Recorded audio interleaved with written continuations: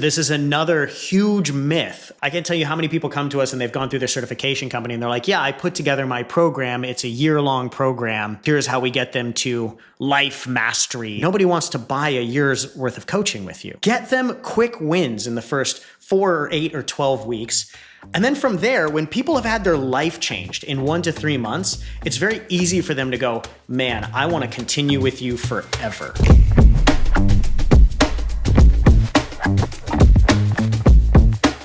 So we're going to talk about delivery. So we just talked about, in the last episode, we talked about sales. The previous one, we talked about leads.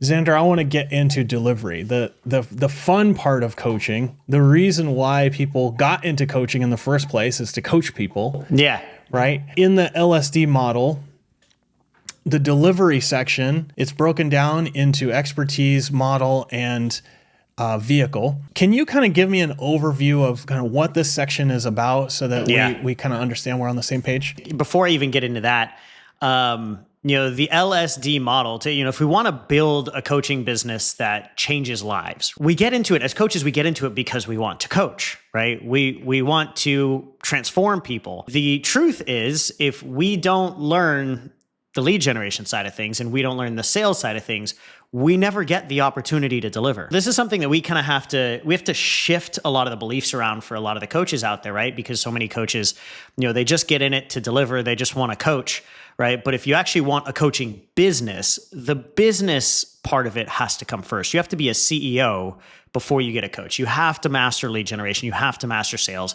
Otherwise, you're never going to change anybody's life. Yeah. I think that's the first thing that I want to emphasize as we get into this. When we think of the LSD model, there's a reason that the D comes last, right? It's the thing that we all love to do. It's the thing that we all want to do, but we also don't get to do it unless we do lead generation and sales first. I would also add that getting better at the lead generation and sales makes your delivery so much more effective. 100%. Well, there's this big misconception, I think, out there that for coaches, especially starting coaches, they think that the way that I am going to become a masterful coach is by studying more. It's by taking more certifications. It's going through more training and stuff like that. When the reality is the only way that you're going to become a world-class coach is by working with more clients. And the only way you're going to work with more clients is by lead generating and selling. And that's also going to inform what people's problems are and why they're thinking the way that they're thinking and what's holding them back and their limiting beliefs and their fears.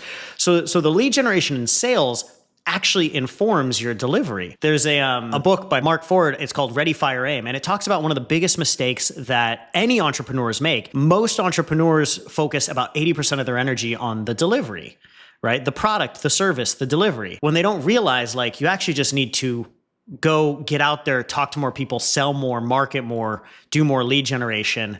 And that's what makes a world-class product. There's nothing else that you can do to become a world-class coach other than go work with 50, 100, 200 clients. It's like reading the difference between reading the chemistry book and actually pouring shit into the test tube and blowing stuff up. I always use the analogy becoming a great swimmer, right? You could read the book by Michael Phelps on how to, every single piece of form that he ever learned to become the best swimmer in the world. But as soon as you jump in the pool, you'll be a complete novice, right? It's you're not going to become Michael Phelps until you've just spent hours and hours and hours in the pool. Okay. Let's start with expertise. Do you need to be an expert to start coaching? That is a really good question. I would say yes and no, because defining expert is really kind of the point of perception here. You guys, when it comes to delivery, take it at a high level. When I'm looking at the delivery, so the expertise, the model, and the vehicle, really the goal here is how do we get results? How do we consistently get results and transformation for our clients? That's what we want. Because if we can build an amazing rock star delivery system here, right? Then if you can get consistent results and you get raving fans coming back for more and telling more people about it, it will enable your marketing. Like you mentioned, it'll enable your marketing. It'll enable your sales, right? Part of the reason, that our sales process and our lead generation is easy is because our delivery is so good that we can actually guarantee results where no one else can. So to your point, do you have to be an expert in your delivery? And my answer to that is yes. but I would probably not define expert the same way that you would define an expert. This area of expertise is actually where most coaches excel, but they're also the most critical. For me, when I first started my coaching business, I would not have called myself an expert. We talked about this the other day when I was like, because I'm comparing myself to other people that I look up to that I would consider world-class, and I'd consider them a 10 out of 10 expert.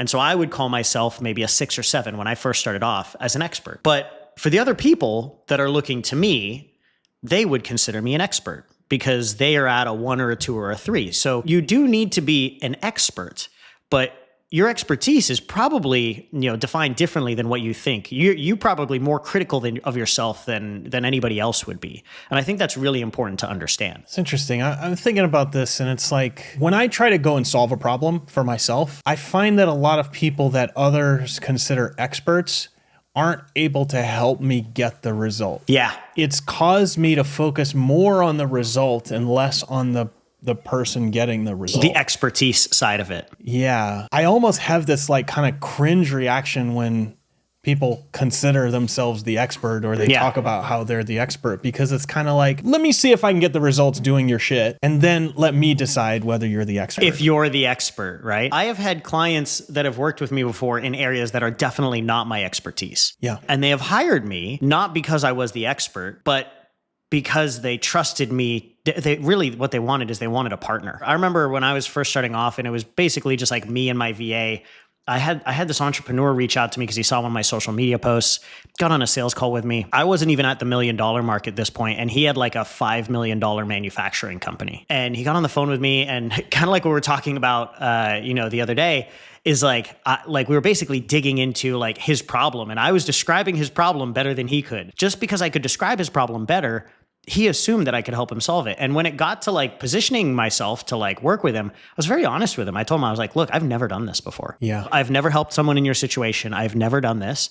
But I will tell you, if we work together, I will be committed to figuring it out with you. Even if you're not confident you can get a result, are you confident in your resolve to figure it out? That's all there is to it. Especially when you're first starting. Because I think we all aren't confident. And if we haven't coached anybody before, we aren't confident in our expertise. We can know that we're pretty good, but until you've worked with your first 5 people, you really have no idea. Again, it's sort of like if you come to me and you say, I am the expert in this. It's almost a turn off for you. Yeah, I'm just like instantly skeptical. But I like what you're saying though, because the expertise to that point, right? It's like most coaches listening to this would not consider themselves the expert. And it comes down to like, does the audience consider you the expert? It's an interesting one. I do think to some extent, when we were talking about the frame before, it's like you want to come in with a frame of like, yes, I know this, right? Like I know how to help you solve this problem, but you also, you don't have to know everything there is to know. 100%. We were at a conference last week, and I attended a talk about AI, and I was sitting in there, and this was the expert. And I was going to say, I remember us talking about it with the expert, and you're like, yeah. And I was like, I know that. We're doing that. We've done that. Oh, I know a lot about that.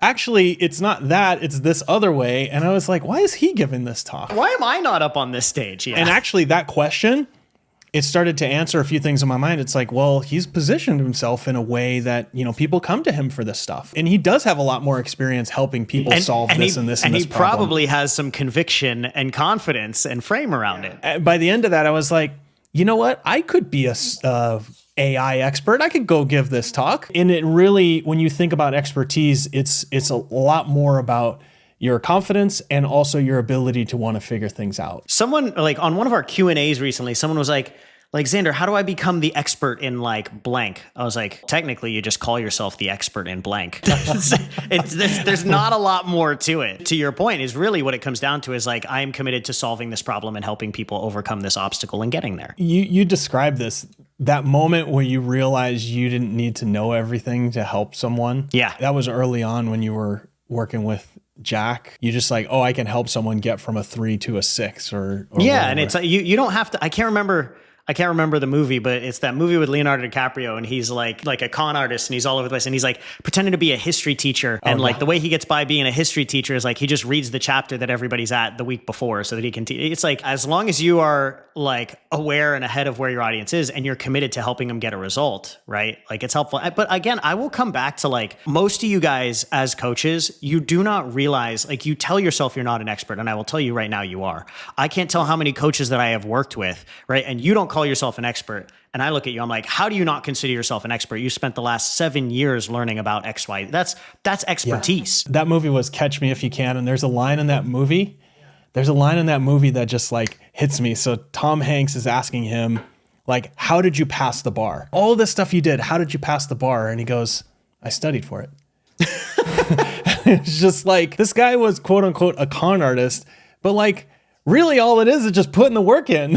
So, you know, kind of with this expertise, do you have a story? I think you told me this before, but I want to get into it. Tell me about a client you weren't sure you could help, but you ended up helping them. I mean, that one, I still remember his name. That one was Howard. In the end, what it just came down to is I was committed to helping someone. You know, we talked about this earlier. It's like, I realized it wasn't about me. Mm-hmm. Basically, I told him, like, look, I don't know if I can help you. I've never done this before, but I will be committed to helping you figure it out. And I remember what he said to me. He said, Xander, I just don't trust anyone else. And the reason that trust was there was because of all the things we've talked about before this, building the community, talking about his problem better than he could, having a strong and honest conviction about what I could do, but also what I could not do, right? And that creates a lot of trust. People buy from people that they know, love, and trust. He ended up hiring me. And I remember working with him, and it was literally just an exercise in problem solving. There's a lot of reasons why I became a coach and why I became an entrepreneur. Obviously, impact. That's amazing, right? I get to change a lot of lives.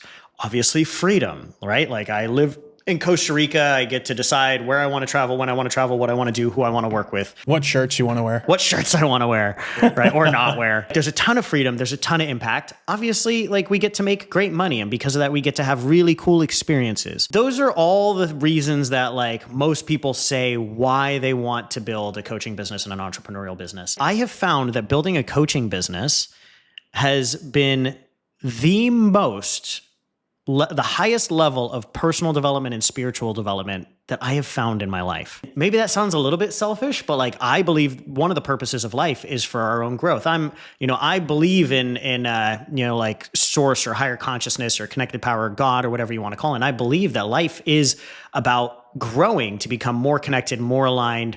And that means, coming from a place of love and purpose and intentional action and all of these things. When Howard hired me, the reason I had so much conviction about working with him was because I believed that it was my responsibility to get out of my comfort zone as much as I could. Yeah. And having someone hire me whose business was 10 times my size and a problem that I had never even thought was within my scope scared the living shit out of me. And so for me, taking on Howard as a client was a very obvious yes. It would be the most amount of growth that I could get in a single client up to that point. I think that's a very interesting way to look at your business as well. It's like, I think a lot of people are always like, they want to turn people away and they want to do that. And like, I love taking on difficult clients. Number one, because like, I want to help them. Like, I want to see if I can get them across the line. And number two, because I know that no matter what happens, I am going to grow and become better. Like, if you want to go from being a level 6 expertise to a level 10 expertise as quickly as possible, take on more Howards. Yeah. Right? Take on more coaches that you, or clients that you did not know whether or not you could actually help them, but you were committed to learning and figuring out how to get there. When you do that, you start to see almost like the matrix of like, oh yeah, all this stuff is the same. It's just different levels of it. My answer to this, like a moment, it wasn't really a client that I could help, but the moment that I learned this value of expertise and like what it actually means and what it isn't was in college. And it's funny, you wrote a book called Shit You Don't Learn in College, yeah. But I learned how to be a coach in college. I had failed calculus one semester, mostly because I didn't show up for class. I was working 2 full-time jobs, whatever, excuses. Sure. It wasn't the cute girl in stats class. I know, I understand. Yeah. No, definitely not.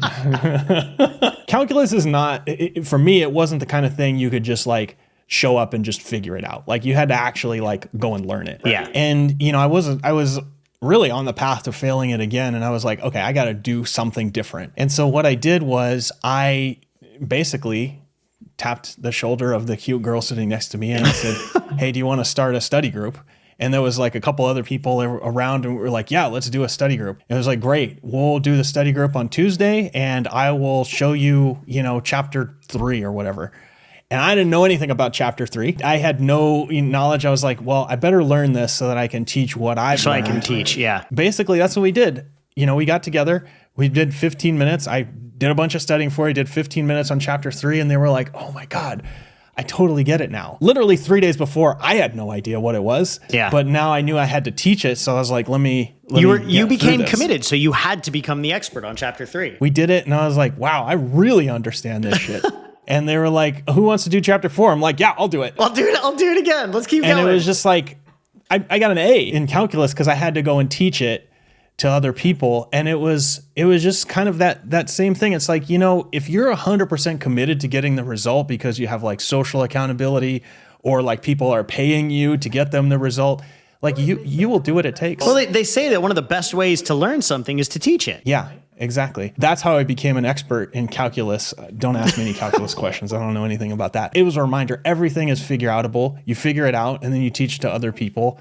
And that's a valuable skill. They all got A's. Okay, let's move on to the model. How do you take your expertise and turn it into something that is teachable? Yeah, I think that's exactly what this is about. For some people, like their expertise is not that obvious because it comes easy to them, right? It has been something that they have been practicing or doing for an extended period of time. So people are like, wow, you're really good at this. And you're like, I'm really not that good at that. Right. Or like, I don't know why people keep saying this. It's not difficult. Or see, that's kind of the common one. It's not that hard, guys. Right. The purpose of modeling, right. Not like stretch your shit, walk down the runway model, but like the purpose of creating models is because, okay, we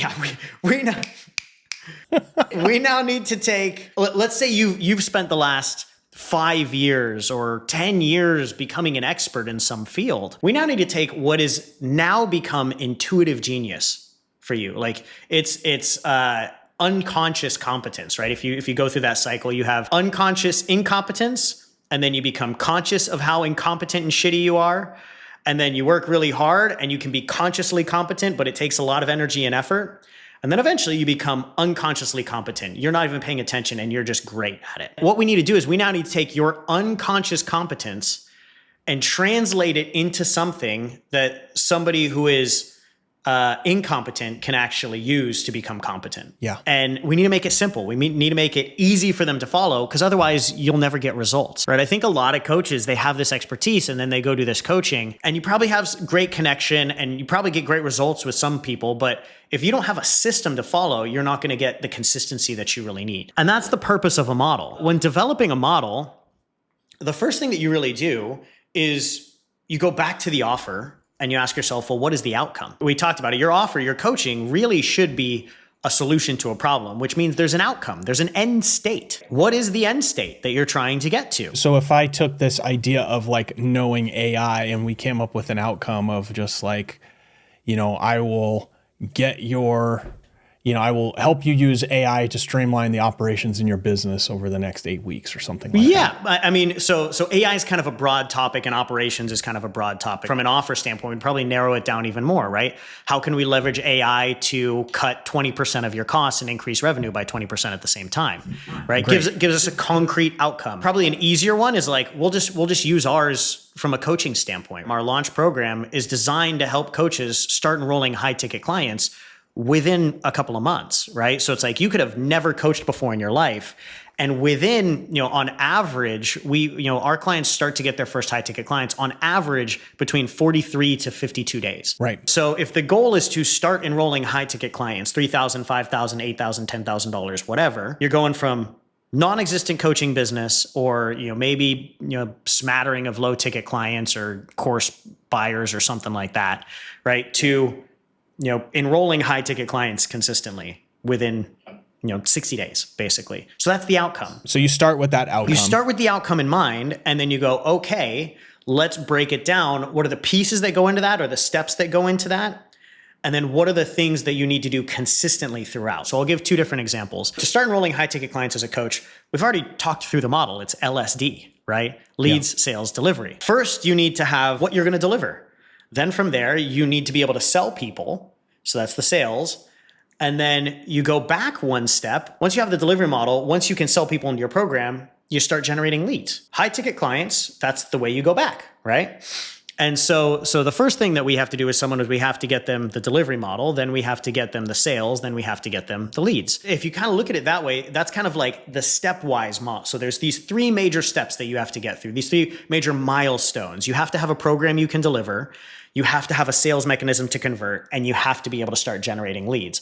And if you can do those 3 things, you start enrolling clients. A different model might be, if we look at the health and wellness space, right? It's not necessarily do this, do this, do this. It's, well, you have to have kind of like these 2 or 3 pillars together, right? Like you have to have the pillar of movement. Like what is the movement pillar? Fitness, nutrition, accountability. Exactly. So perfect, right? Obviously you were in this space for a long time. So in the health and wellness space, to lose weight, it's essentially like you have to have the movement or the fitness, you have to have the nutrition, the intake or what you're eating, and then you have to have some form of behavioral change. Accountability covers the behavioral change, making sure that they're knowing what they need to do, also helping them with any emotional ties to the food that they might be eating, or the prizes they get for hitting goals, or the penalties for not hitting goals. But it's basically behavioral change. And you have to have all 3 of these things throughout the entire process. These are what are called through lines. So when you're developing your model, you'll have both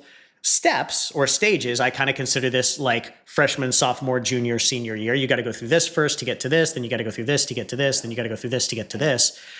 And then you also have through lines or pillars that you might keep throughout the entire thing. And that essentially is what creates your model. The simpler you can create this, the easier it's going to be for people to follow, which is really important because as coaches, what do we like to do? We like to make things as complicated and complex as possible because it shows our expertise. So we're like the 47 steps to lose 5 pounds, right? I think you told me this once when we were first working together. It's like, my favorite thing to tell people is like, what is the best workout that you can do? Yeah. And it's like the one you'll do. The one you'll do, yeah. And so you want to create a model that is so simple that people can't F it up. I like to think in roadmaps.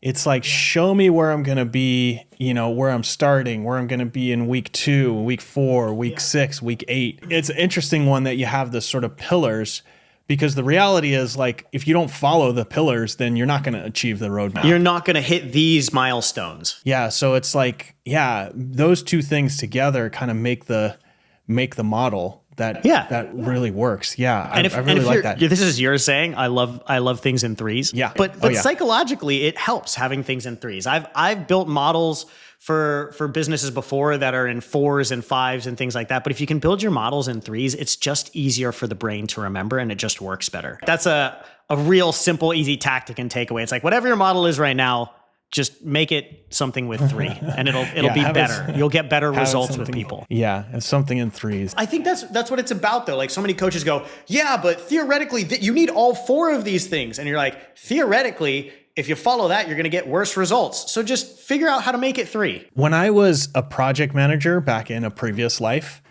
when I was introduced to the idea of being a project manager, they showed me these Gantt charts. Now, you know what I'm talking about, these like... I think so, yeah. Big charts that was in Microsoft Project. And it was like, basically you print it out and it would be this giant page of like all these different things that all these people were doing. I would spend half of a meeting trying to explain each piece and people couldn't see it. It was just like ridiculous.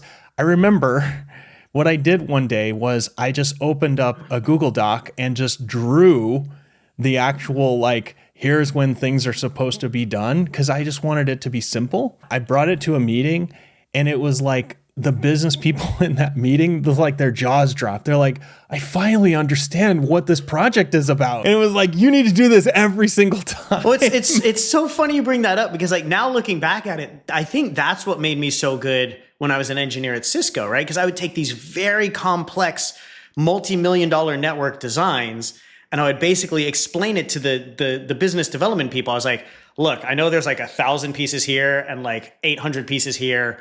and 500 pieces here. But think of it like this. This piece does this piece does this, and this piece does this. And when you combine the three, you get this. And they're like, oh, that sounds great. It's so interesting. Like, and these people, they get paid hundreds of thousands of dollars to be super smart. And you come in with something that looks like Lego blocks, and they're like, oh man, that's the thing. And that's, kind of to what we were talking about in an earlier episode. You have to keep it simple. The simpler you can make it, the better results you're going to get. In our programs, every 6 months, we iterate our program. And the two questions that we ask the team is, how can we make it simpler and how can we get them there faster? Yeah. Yeah. And often they are correlated. If we can make it simpler, they get there faster. Okay. So we have this model, which is, pillars and a roadmap. Okay. Yeah. So then the last part is the vehicle. What does vehicle mean in the context of coaching? Yeah, so it's the delivery vehicle. All right, we've now got our expertise. We've created a model around it. How do we actually deliver it to people, right?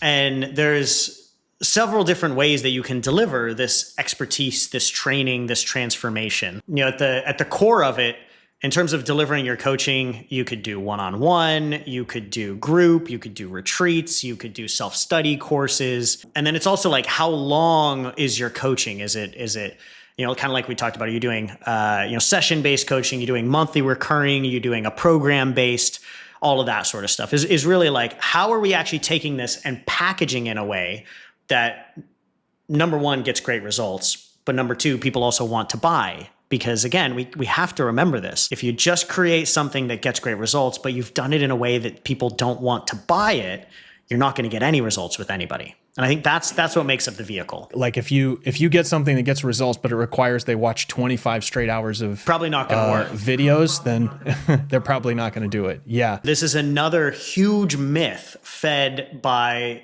certification companies, a lot of certifications, because some don't get this one wrong, but like I can't tell you how many people come to us and they've gone through their certification company and they're like, yeah, I put together my program. It's a year-long program. And here's how we get them to life mastery or relationship mastery or whatever it might be.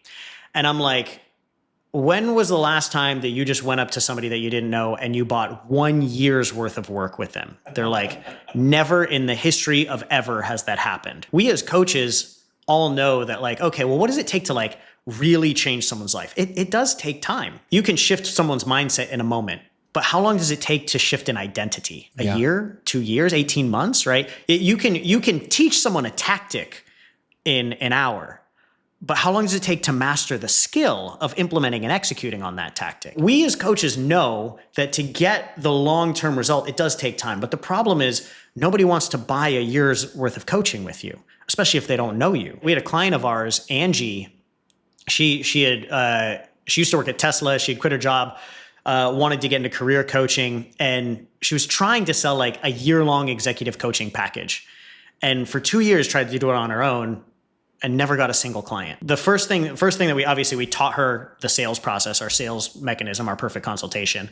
But then I also told her, I was like, Angie, nobody wants to buy a year of coaching with you, especially if they've never worked with you before. And I was like, you need to find a way to package as much of this as possible and get the first step outcome, not, master your executive capabilities, but like, what's the first outcome, the first step that you can get to in, 1 to 2 to 3 months. Right. Yeah. And so she packaged it up in this new 8-week program. She's like, but Xander, I was charging $6,000 for a year before. Like, what am I going to charge for this? Like $1,000? I said, no, charge $6,000. She's like, what? I can't do that. But I helped her realize you're not selling the time, you're selling the outcome. And here's the deal. Think of it this way, right? Like if you wanted to build a 6-figure coaching business. That sounds like a good plan. Sounds like a good plan. And I can help you get there in a year. So what would that be worth for you? Oh God, working with you for a year? Yeah, you have to pay me. But like six, and you get to make 6 figures in your coaching business for the rest of your life. What would that be worth for you? Yeah, I don't know, maybe $5,000, something like that. Well, what if I could help you build that 6-figure coaching business in 2 months? So wait, I can build the business in 2 months instead of 12 months? Instead of 12 months. Is that worth more or is that worth less? I'd pay at least double. Right? Yeah.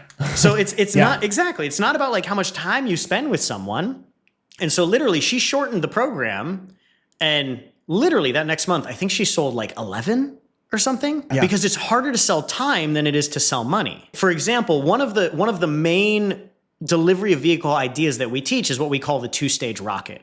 So you should always start with a front-end short-term program. It should be somewhere between 4 to 12 weeks. And really what you're doing is you're trying to prove a concept and get the first major outcome, right? Yeah. And that's get them quick wins in the first 4 or 8 or 12 weeks. And then from there, when people have had their life changed in 1 to 3 months, it's very easy for them to go, man, I want to continue with you forever. That's kind of one of the first ideas of delivery vehicle that we share with our clients is like, we call it the two-stage rocket. The first stage, just like a rocket leaving into space, the first stage doesn't take you very far, but it's a lot more intense, but it gets you off the ground. And then the rest of the trip is much longer, but it's much more gradual and consistent. Running a gym, we learn this firsthand. Is sometimes people can tell you stuff and you just like hear it.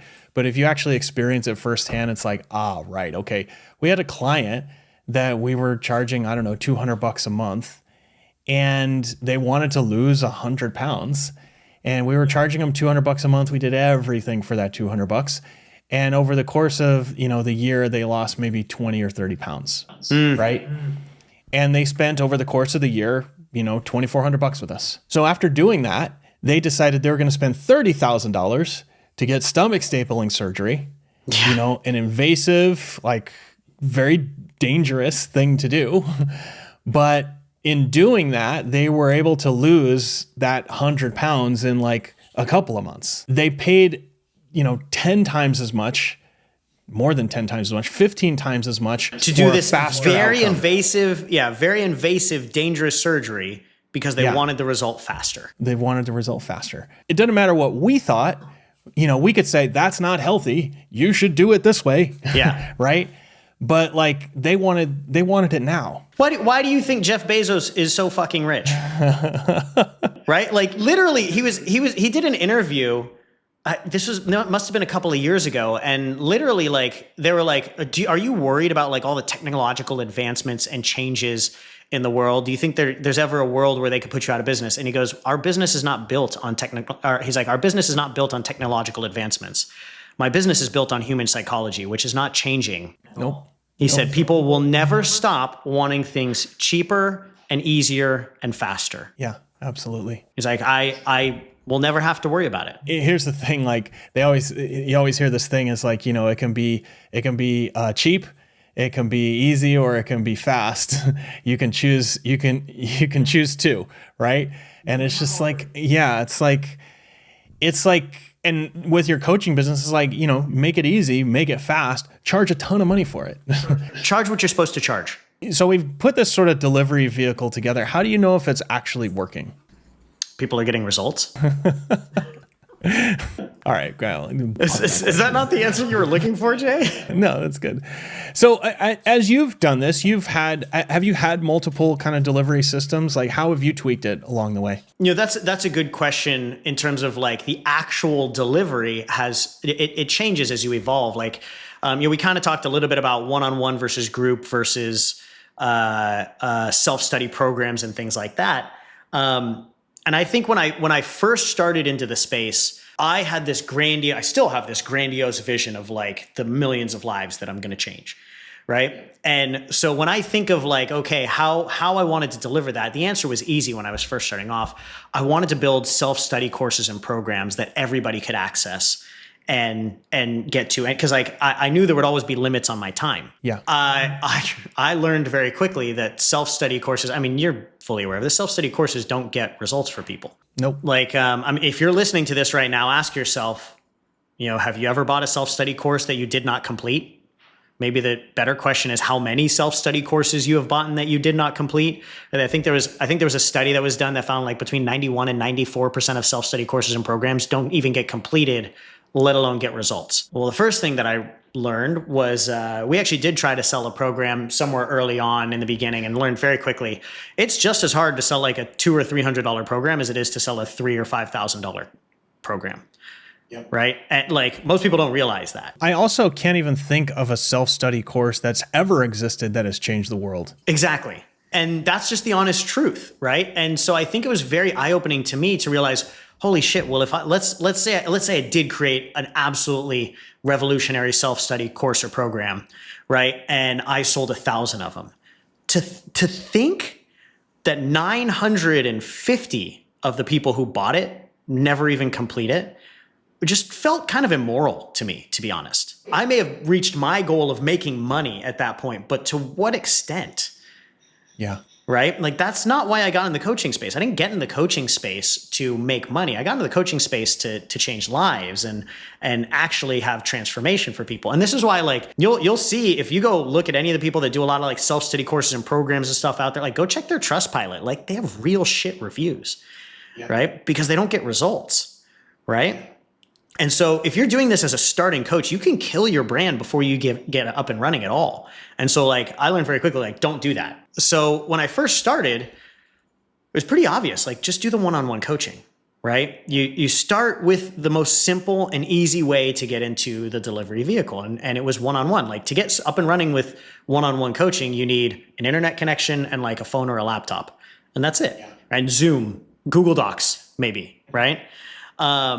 But that's all you need to be able to like get up and running with your one-on-one coaching and change lives. And you can enroll $3,000, $5,000, $10,000 clients with that, nothing else. Yeah. And I think a lot of people go, well, yeah, but that's not scalable. Well, you're not at the point of fucking scaling yet, right? There's a famous John D. Rockefeller quote. He says, if you want to learn how to scale, first do the things that don't scale, right? And like, we have clients of ours that make $40,000, $50,000 a month doing one-on-one coaching because they're just charging enough and they're positioning it properly, right? And they're probably only working 20 to 30 hours a week. It's not like they're working 50 hours a week. They're just charging what they need to charge. They're positioning properly and they have the systems to consistently generate the right leads. There's a client, I won't name their name, but they were doing 150 grand a month with 20 clients. And it was just like, I mean, I don't know what people consider scaling, but if you could do 150 grand a month with 20 clients, like, that's a pretty good. It's a pretty good life. That's a good business for most people. Yeah, that's a pretty good life. We had a client that was literally making $50K per month, and she was in the health and wellness space. She was charging $8,000 for her weight loss program, and she heard some influencer online that was like one-on-one coaching is not scalable. You need to do group coaching, this and that. And I was like, and I asked her, I was like, how many hours are you spending coaching a week? She's like, 5. I was like, how many hours are you spending in your business a week? She's like, 25. And I was like, you're making $50,000 a month, right? And you're only coaching 5 hours a week. And you're telling me that like the next thing that you need to do is turn to group coaching. I was like, no, you need to go get more clients is what you need to do. Yeah. Yeah. Like you could get to 7 figures without going to group coaching and changing your modeling. God, it just highlights all of this just like terrible sort of marketing advice and, you know, building a business advice that people hear. And that's why they bring all of this. And they're like, yeah, we need to scale this and do this. And obviously, like, from, you know, that's how I started. I started with one-on-one, but eventually you do want to progress to the next levels and what we call the hybrid coaching model, right? So this is something you and I have discussed a lot. But you start one-on-one, and then after you've had your first handful of clients and you really get your shit dialed in, right? Then and only then you can go start to record training course videos in addition to the one-on-one, right? We've had clients before where they come in and they start putting together their program and they disappear for 2 weeks. And I'm like, where the shit did that person go? They come back 2 weeks later. They're like, oh, I just built out my entire program. I hired a professional videographer. I got it all uploaded in Kajabi. And I'm like, you haven't worked with anyone yet. Why did you do that? They're like, because I thought it would be the smart thing to do. And then they go work with their first client and like, oh my God, I got to scrap this half of it. And I got to take this out and I got to move this here. And I got to go reshoot the whole thing. I was like, this is why you work one-on-one first. Yeah. Get it cleaned up. Get it like really massaged through with 3, 5, 10 clients so that you know the system really, really in and out. And then you can start to record some training course videos in addition to the one-on-one support that you're providing. When you find yourself repeating yourself over and over again, it's like, let's record this and make it easier. When you find yourself getting sick of saying the same story or the same thing, analogy to help someone understand something, or you've told the same joke so many times that you know exactly when to pause to get the best reaction, like that's when you know you're like, okay, I should probably record this shit. That's when you release the special. Yeah, exactly. Yeah, that's when the Netflix special comes out. So that's the next step, is then you record those models, or those visual video modules.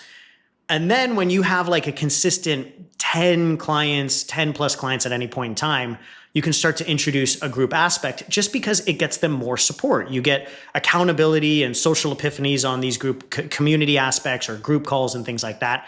And they'll start leveraging one-on-one less at that point. So eventually it kind of evolves from one-on-one to one-on-one plus course material to one-on-one plus course material plus group and community aspect.